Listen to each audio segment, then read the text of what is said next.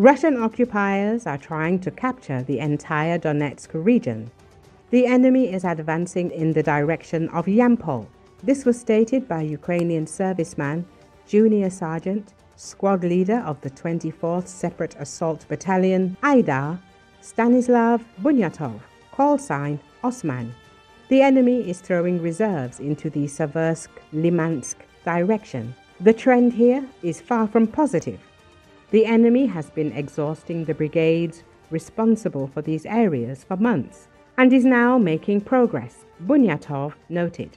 It is worth noting that Yampol is located 8 kilometers from Lyman, 22 kilometers from Slavyansk, and 30 kilometers from Kramatorsk. The Russians have increased pressure on the logistics of the Ukrainian military in the Pokrovsk direction. Bunyatov emphasizes that the enemy's main task is to control the approaches and approaches to the combat contact line. The Russians have received UAV reinforcements. They are searching for our UAV positions and shooting down helicopters. They are also deploying many FPV waiters. Some brigades have learned to identify them and destroy them in time. But the enemy is achieving certain results, Osman noted. Fierce fighting is also taking place in the area of Rodinskoye. The enemy is trying to storm, wanting to break through to Mirnograd and Pokrovsk. The situation is more stable near Dobropolye. Ukrainian military is doing everything to push the enemy out of their positions. The head of the Ukrainian Center for Security and Cooperation, Sergei Kuzan, noted in an interview with Glavred that about 110,000 Russian troops are concentrated in the Pokrovsk direction. This is the size of a fairly decent, large European army. Now Ukrainian defenders are having a hard time holding back the enemy army.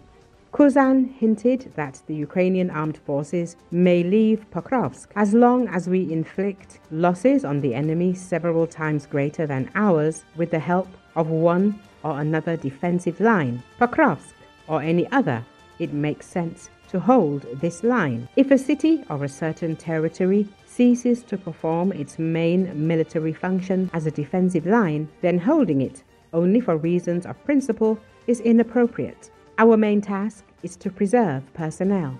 Holding any position at the cost of great human losses is unacceptable. Therefore, the fate of Pokrovsk will be decided precisely taking these circumstances into account, Kuzan added.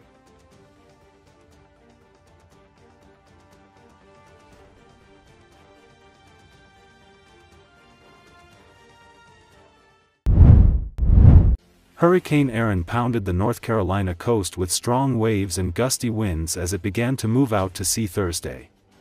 It was still considered dangerous for beachgoers along the U.S. East Coast. According to Associated Press, Erin lost some strength Tuesday and dropped to a Category 2 hurricane as it moved northward, roughly parallel to the East Coast. However, its maximum sustained winds remained at 105 miles per hour on Thursday. Erin could become a major hurricane again before finally weakening by Friday, the National Hurricane Center in Miami said.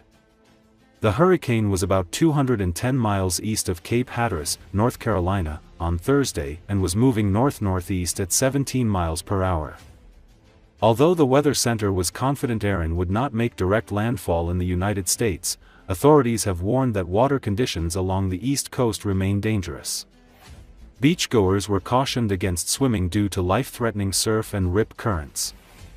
Officials on a few islands along North Carolina's Outer Banks issued evacuation orders and warned that some roads could be swamped by waves up to 20 feet, 6 meters. By Wednesday evening, officials had closed Highway 12 on Hatteras Island as the surge increased and waves rose. Ocracoke Island's connection to its ferry terminal was cut off. In the Caribbean, heavy rainfall earlier struck parts of the southeast Bahamas and the Turks and Caicos Islands, the Weather Center said.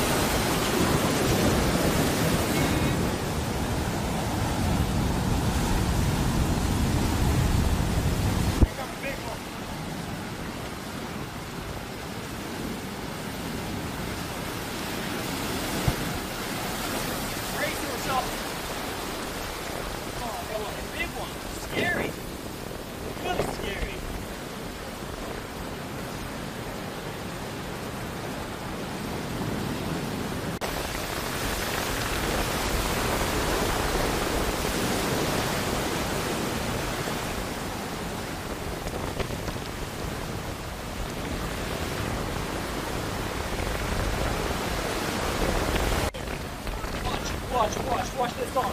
Watch this. Oh.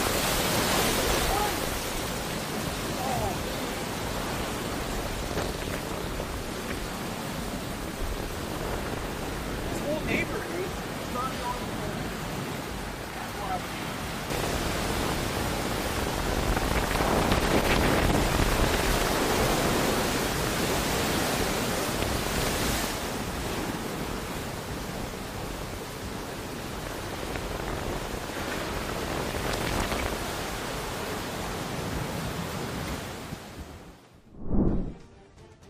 A relative of State Duma deputy from the party of Russian ruler Vladimir Putin has died in the war in Ukraine. According to the pro-Kremlin outlet RBC, Alexander Milanov, brother of United Russia Party's deputy Vitaly Milanov, serving in Luhansk Oblast, has been eliminated by Ukrainian troops. As of 2025, over 95% of Luhansk Oblast remains under Russian occupation.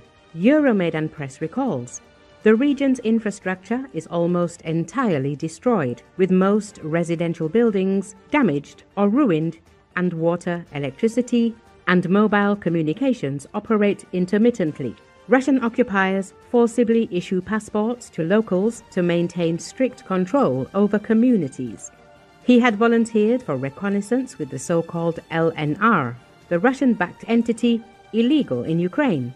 Alexander Milanov had been fighting against Ukraine for over a year.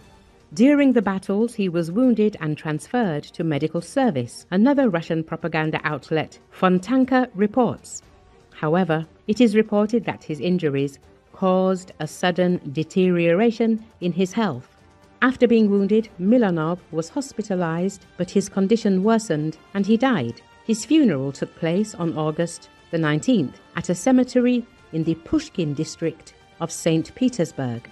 Recall dozens of wealthy Russians, including members of President Vladimir Putin's inner circle, fled the country in the early days of the full-scale invasion of Ukraine. The independent media outlet Proekt reported earlier 49 of the 200 Russian businessmen on Forbes' list of billionaires left Russia in late February and March of 2022, according to Proekt's analysis of leaked border crossing data. Some departed even before the invasion, when Putin recognized the independence of the self-proclaimed Donetsk and Luhansk People's Republics on February the 21st.